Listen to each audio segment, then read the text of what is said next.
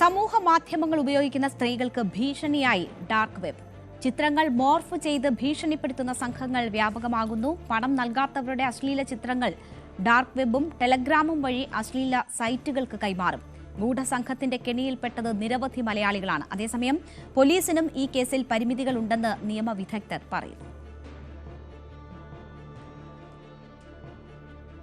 പണം അടച്ചു കഴിഞ്ഞാൽ കിട്ടുന്ന വീഡിയോകളെല്ലാം തന്നെ നമ്മുടെ ഈ സമൂഹത്തിൽ, നമ്മുടെ ഈ സൊസൈറ്റി, ഇവിടെ ജീവിച്ചുകൊണ്ടിരിക്കുന്ന സാധാരണക്കാരായിട്ടുള്ള പെൺകുട്ടികളുടെയും അതുപോലെ തന്നെ വീട്ടമ്മമാരുടെയും അടക്കം വിഷ്വൽസ് പല രൂപത്തിൽ സൗഹൃദം നടിച്ച് കൈക്കലാക്കിയതും അതല്ലെങ്കിൽ ഏതെങ്കിലും തരത്തിൽ മൊബൈൽ ഫോണുകളും മറ്റ് ഡിവൈസുകളും ഹാക്ക് ചെയ്തതിന് ശേഷം കളക്ട് ചെയ്ത വിഷ്വൽസുമാണ്. അപ്പോൾ ഇത്തരം വിഷ്വൽസുകളെല്ലാം തന്നെ ഒരു തരത്തിൽ അവരെ ഒരു ട്രോമയിലേക്ക് എത്തിക്കുകയും അവരത് വെച്ച് ഭീഷണിപ്പെടുത്തി പണം മേടിക്കുന്നതിൻ്റെ ഒപ്പം തന്നെ ഇതുപോലെ ഈ പറഞ്ഞ ഡാർക്ക് വെബിലേക്ക് കൊടുക്കുകയും ചെയ്യണം. എന്നിട്ട് ആ ഡാർക്ക് വെബിൽ നിന്ന് വരുന്ന വിവരങ്ങളും ഈ പറഞ്ഞ ബാക്കിയുള്ള വീഡിയോകളെല്ലാം തന്നെ പണം മേടിച്ചുകൊണ്ട് വിതരണം ചെയ്തുകൊണ്ടിരിക്കും. ഒരാൾ പോലും സേഫായിട്ട് നമുക്ക് ഈ സോഷ്യൽ മീഡിയ പ്ലാറ്റ്ഫോം ഉപയോഗിക്കാൻ പറ്റാത്തൊരു സാഹചര്യത്തിലേക്ക് എത്തി. ഇപ്പം നമ്മളുടെ കുടുംബത്തിലുള്ള ആൾക്കാരാണെങ്കിൽ പോലും വൈഫോ മക്കളോ അല്ലെങ്കിൽ ഈ പറഞ്ഞ പോലെ ആരെങ്കിലും നമ്മുടെ ബന്ധുക്കളോ ഇടുന്ന ഫോട്ടോകളെല്ലാം മറ്റൊരു തരത്തിൽ ഇവർ ഈ പറഞ്ഞ പോലെ ഇത്തരം വീഡിയോകൾ പ്രചരിപ്പിക്കുന്നതിൻ്റെ കൂടെ തമ്പനയിലായിട്ട് ഉപയോഗിക്കാനും വീഡിയോ കോൾ ചെയ്യുന്നതെന്നൊക്കെ പറഞ്ഞുകൊണ്ട് ഒരുപാട് കേസുകളാണ് ഇപ്പോൾ റിപ്പോർട്ട് ചെയ്യുന്നത്. ഈ തട്ടിപ്പിന് പിന്നിലും മലയാളികൾ ഉൾപ്പെട്ട സംഘങ്ങൾ ഉള്ളതായാണ് സൂചന. ഡാനി പോൾ ഉണ്ട് വാർത്തയുടെ വിശദാംശങ്ങളുമായി. ഡാനി, ഡാർക്ക് വെബ് വഴി നടക്കുന്ന ലഹരി കച്ചവടത്തിന്റെ വിവരങ്ങൾ പുറത്തു വന്നതിന് പിന്നാലെയാണ് ഇത്തരം വഴിവിട്ട പ്രവർത്തികൾ നടക്കുന്നു എന്ന വിവരങ്ങൾ കൂടി വരുന്നത്. സമൂഹ മാധ്യമങ്ങൾ ഉപയോഗിക്കുന്ന എല്ലാവരെയും, പ്രത്യേകിച്ച് സ്ത്രീകളെ ആശങ്കപ്പെടുത്തുന്നതാണ് ഇപ്പോൾ പുറത്തു വരുന്ന വിവരങ്ങൾ. എന്തൊക്കെയാണ് നമുക്ക് മനസ്സിലാക്കാൻ കഴിഞ്ഞിട്ടുള്ള കാര്യങ്ങൾ?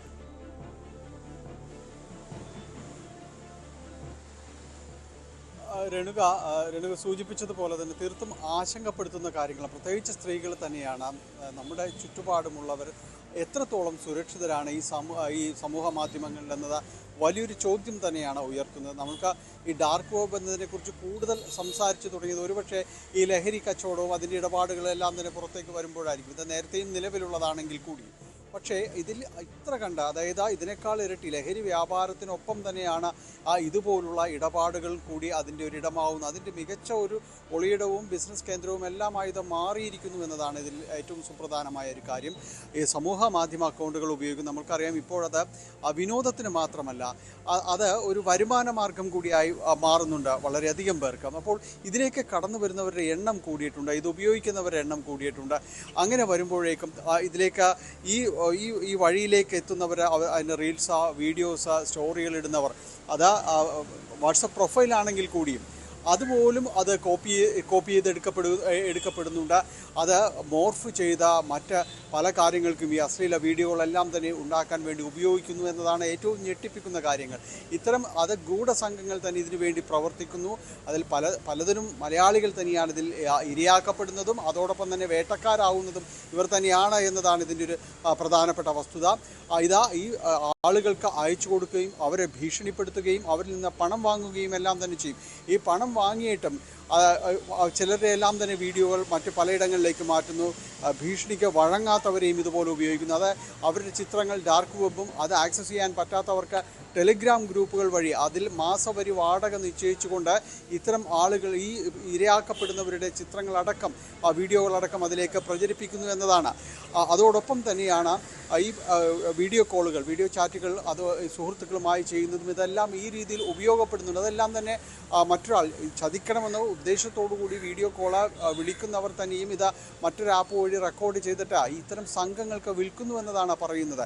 ഇതെല്ലാം പിന്നീട് പല കാര്യങ്ങൾക്ക് വേണ്ടി ഉപയോഗിക്കുന്നു. ഇതെല്ലാം ഈ പണം കൈപ്പറ്റുന്നതിന് വേണ്ടിയും ഭീഷണിപ്പെടുത്തുന്നതിന് വേണ്ടിയും ഈ അശ്ലീല സൈറ്റുകൾക്ക് അവരുടെ പ്രയോക്താക്കളായി ഇവരെല്ലാം തന്നെ മാറുന്നു എന്നതാണ് ഇതിൻ്റെ ഒരു പ്രധാനപ്പെട്ട വസ്തു. അങ്ങനെ ഇത് ഈ രീതിയിൽ വലിയ രീതിയിൽ ഉപയോഗപ്പെടുന്നു, വലിയ രീതിയിൽ ചതിക്കപ്പെടുന്നു എന്നതാണ്.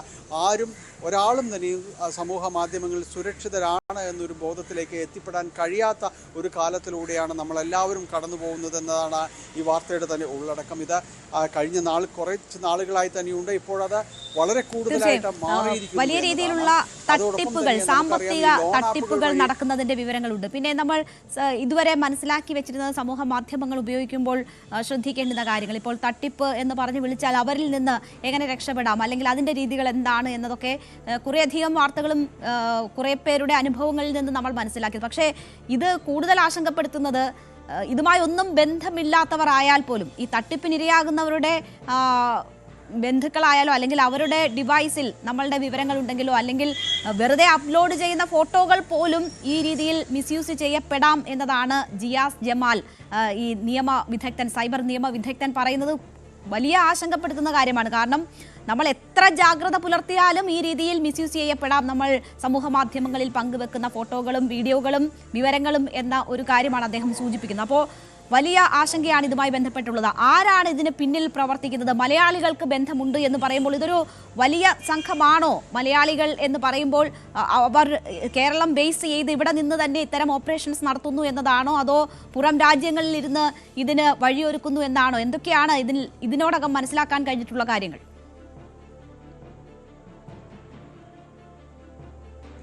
രേണുക, ഈ ഒരു സാങ്കേതിക വിദ്യയുടെ ഒരു വിസ്ഫോടനങ്ങളുടെ ഈ കാലത്ത് ഇത് എവിടെ നിന്നുമാകാം. അത്ര പെട്ടെന്നൊന്നും ഇവരെ കണ്ടുപിടിക്കുന്നത് അത് അത്ര എളുപ്പമുള്ള ഒരു കാര്യവുമല്ല. പലപ്പോഴും ഈ സമൂഹ മാധ്യമങ്ങളിൽ നിന്ന് ഇത്തരം ഈ വിവരശേഖരണം നടത്തുമ്പോൾ അല്ലെങ്കിൽ അവിടെ നിന്നാണ് ഇതെല്ലാം തന്നെ ചോരുന്നത്. ആദ്യ ഘട്ടത്തിൽ അന്വേഷണ ഉദ്യോഗസ്ഥർ, അന്വേഷണ സംഘം ചെയ്യുന്നത് ഇവർക്ക് പരാതി കൊടുക്കുക. ഇപ്പോൾ ഫേസ്ബുക്ക് ആണെങ്കിലും മറ്റ് സോഷ്യൽ മീഡിയ ആണെങ്കിലും ഇൻസ്റ്റാഗ്രാം, അവർക്ക് പരാതി കൊടുക്കുക. ഇങ്ങനെ കാര്യങ്ങൾ സംഭവിച്ചു, അവരിൽ നിന്ന് ഒരു പൊതുവിവരം ശേഖരിക്കുക എന്നതാണ്. പക്ഷേ അവരിൽ നിന്നെല്ലാം വിവരങ്ങൾ കിട്ടുവാൻ അത്ര കണ്ട് എളുപ്പമല്ല എന്നാണ് പറയുന്നത്. അതിന് കുറെ കൂടി കുറ്റമറ്റതായ രീതിയിൽ അന്വേഷണം മുന്നോട്ട് പോകേണ്ടതുണ്ട്, നമ്മുടെ സംവിധാനങ്ങൾ മുന്നോട്ട് പോകേണ്ടതുണ്ട്. അവിടെ തന്നെ തുടക്കത്തിൽ തന്നെ നമുക്ക് തിരിച്ചടി നേരിടുന്നതാണ് പലപ്പോഴും പല കേസുകളും വൈകുന്നതിന് തന്നെ കാരണം. പലപ്പോഴും കേസുകൾ പോലും എങ്ങും എത്താതെ പോകുന്നതിന് ഒരു സുപ്രധാനമായ ഒരു കാരണം ഇതാണ്. പലതും വൈകുന്നു എന്നതിൻ്റെയും എല്ലാം ഈ ഒരു പൊതു കാരണം ഇത് തന്നെയാണ്. എങ്കിലും ഈ മലയാളികൾ ഉൾപ്പെട്ടവർ ഇതിലുണ്ട് എന്നത് നമ്മൾ ഇതിൽ കൃത്യമായി പറയുന്നത് ഇവരോട് വിലപേശുന്നത് പലപ്പോഴും തന്നെ മലയാളികളാണ് എന്നതിൻ്റെ അടിസ്ഥാനത്തിലാണ്. ഈ ഗ്രൂപ്പുകളിൽ മലയാളികൾ ഉണ്ട് എന്നത് നമുക്ക് മനസ്സിലാക്കാൻ സാധിക്കുന്നത്. കാരണം മറ്റു പലരും രാജ്യത്ത് പലയിടങ്ങളിലും ഇതുപോലെ സമാനമായ രീതിയിൽ തന്നെ സംഘടിപ്പിക്കുന്നുണ്ടാവും. അതായത് ആളുകളെ കണ്ടെത്തി വിലപേശുന്നതിന് കൃത്യമായ രീതിയിൽ തന്നെ ആളുകൾ എല്ലായിടത്തും തന്നെയുണ്ട്. നമുക്കറിയാം ഈ സൈബർ വിചാരണകളടക്കം നേരിടുമ്പോൾ മലയാളികളിലേക്ക് മലയാളി ഉദ്യോഗസ്ഥന് കൊടുക്കാമെന്നൊക്കെ പറഞ്ഞാണ് ഫോൺ കൈമാറുന്നത്. സമാനമായ രീതിയിൽ തന്നെയാണ് ഇത്തരം കാര്യങ്ങളിലും എല്ലാം തന്നെ നടക്കുന്നത്. അപ്പോൾ ഈ സംഘത്തിൽ മലയാളികൾ കൂടി ഉൾപ്പെട്ടിട്ടുണ്ട് എന്ന് അതിലൂടെ തന്നെ മനസ്സിലാക്കുകയും ചെയ്യാം. ഇവർക്ക് വേണ്ടിയുള്ള ഒരു അന്വേഷണവും കാര്യങ്ങളും എല്ലാം തന്നെ വളരെ കൂടുതലായിട്ട് തന്നെ നടത്തേണ്ടതുണ്ട്. ഈ സംഘം ഏതാണ്, എങ്ങനെയാണ് പ്രവർത്തിക്കുന്നതെന്ന് അടക്കമുള്ള കാര്യങ്ങൾ എത്തേണ്ടതുണ്ട്.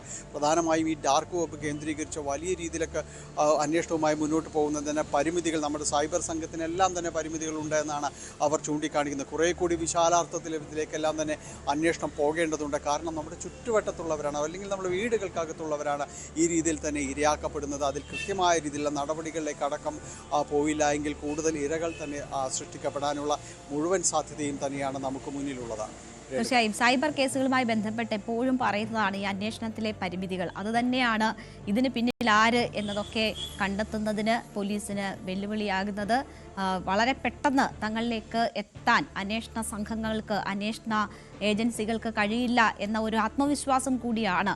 ആരെയും എന്തും ചെയ്യാം, ഈ രീതിയിൽ സമൂഹ മാധ്യമങ്ങളിൽ പ്രത്യക്ഷപ്പെടുന്നവരെയൊക്കെ അവരുടെ ഫോട്ടോകളായാലും വീഡിയോകളായാലും ഒക്കെ ദുരുപയോഗം ചെയ്യാം, അതൊക്കെ തട്ടിപ്പിന് ഉപയോഗിക്കാം എന്നൊക്കെയുള്ള ആത്മവിശ്വാസം ഈ സംഘങ്ങൾക്ക് നൽകുന്നതും. എന്തായാലും കൂടുതൽ അന്വേഷണം ഇതുമായി ബന്ധപ്പെട്ടൊക്കെ അനിവാര്യമാണ്. കൂടുതൽ സുരക്ഷയും ഒപ്പം തന്നെ നമ്മളുടെ ജാഗ്രതയും സമൂഹ മാധ്യമങ്ങളിൽ ഇടപെടുമ്പോൾ ആവശ്യമാണ് എന്നൊരു കാര്യം കൂടി അത് സൂചിപ്പിക്കുകയാണ്. ഡാനി പോളാണ് വാർത്തയുടെ വിശദാംശങ്ങൾ നൽകിയത്.